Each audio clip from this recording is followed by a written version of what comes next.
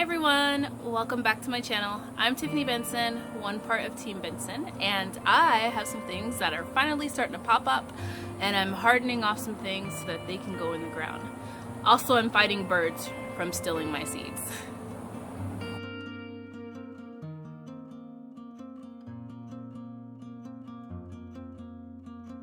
Alright guys, so now is the time that I start hardening off some of my late summer monsoon vegetables.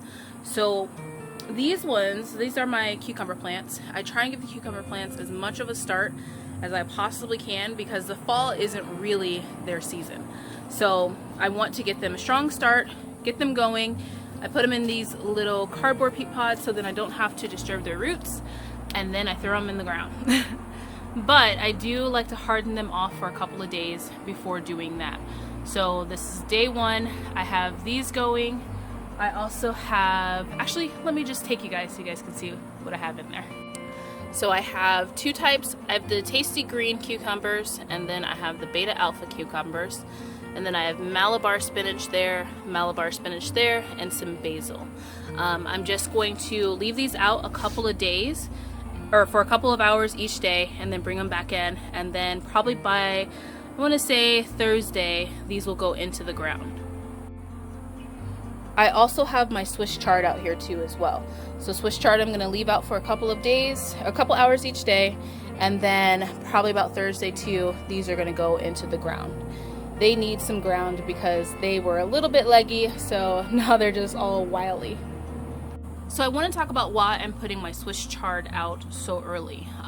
When you look at all the different types of greens, everyone tells you in Arizona, don't put out any type of green early, like your collards or any type of brassica.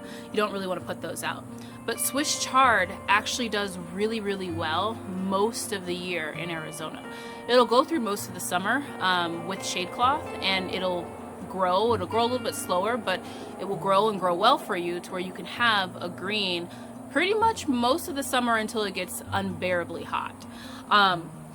So that's one of the ones that I feel comfortable about putting out and letting those as soon as those nighttime temperatures drop below 90 degrees. So that's one of the other reasons why I'm starting to put things out in the garden, because the temperatures are finally cooling off at night. They're still hot. It's going to be 114 today, but it's going to get down to 88 degrees tonight. And that is a huge difference, guys, when you're putting together your gardens, when it's 100 or 102, 103 at night versus it being 89. It allows it to give that time for the plants to kind of recover from like the heat that they've just went through. Also, we are starting to get rains, so there's a lot more humidity in the air. We're getting rains. Sometimes it's a big rain, sometimes it's a shower, but the monsoon weather is finally starting to come in. So I'm not going to put everything out, but the vegetables that are summer vegetables and that like the heat, I'm going to get those out. So one vegetable though that I do have directly into the ground all the time during this time of the season are my beans. So these are the Chinese red long noodle beans, and then over here we have purple potted bush beans, and then we have the dragon tongue beans, and then we have the regular bush beans. And then I have the okra now in the ground. So that is in the ground and it's growing. And then over here I have some Kentucky Wonder Pole beans. Also here next to my midget cantaloupe that is now starting to really make a little bit of a climb, I have some more bush beans too as well. Now bush beans are something that I never plant close enough.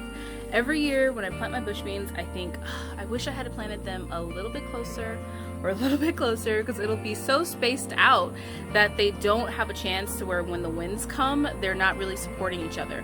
So make sure you guys plant those close. I planted them how I feel is going to be really, really close this year, but we will see if it actually is close enough. But my beans I put directly into the ground, and I cover them with a low shade cloth. If you guys haven't watched my other video, I'll link it down below with me starting the beans, and I explain why I have that low shade cloth that I put onto them. And now it's really important because I have the birds that are like I feel like there's seeds in the ground and I feel like I should eat them. So every morning when I come out, there's birds starting to watch me. And guys, birds are smart. They will literally come and see what you're doing every single day.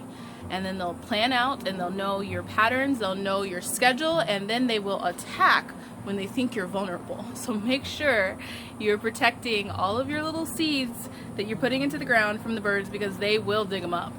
But I have a couple things going. I'm going to add some more compost. Like I was saying, the compost at the AZ worm farm isn't 100% ready yet, but the beds that I'm adding it to, I'm going to be adding some of my brassicas, so those beds aren't ready yet anyway, so it'll have time for that compost to sit in there and just kind of develop a little environment and ecosystem in my bed, so it's ready to grow a bunch of things. But I'm pretty excited about my beans.